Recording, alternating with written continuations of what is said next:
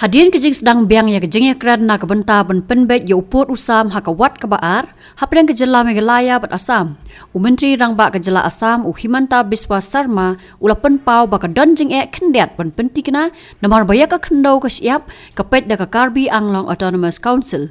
Haba juba bakumno an pentikna ba ka Karbi Anglong Autonomous Council kan pen ko ngu Himanta ulaong ba ka KAAC bat ka sarkar Asam kidei kijo hakawai kejela. Himanta ulay thu baki KAAC kidon lang hak regional committee ka sarkar Assam bat baro artli gibor kishim lang ya ka jingshanya ïarai namar ba ka ïarai ka balashim da ka sarkar ka KAAC ka hapan priang da ka jingso thu lang. Assam side, the question of autonomous district council also there, where Assam government do not directly have a control over the land. So these areas will be little bit difficult, but as CM Meghalaya said, when there is a will, there will be a way.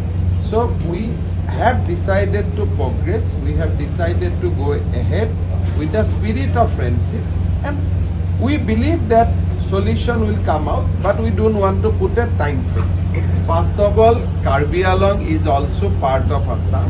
There are administrative mechanisms where lands have been given to Karbi Anglong Council by the Constitution of India.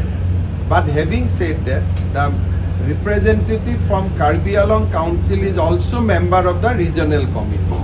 And you must understand that we are not two different entities. Whatever Assam government will decide, will take into Karbi Anglong into the confidence, and whatever Karbi Anglong will decide, they will take Assam government into confidence. So their issue is complicated, but when we want to resolve it, it can be resolved.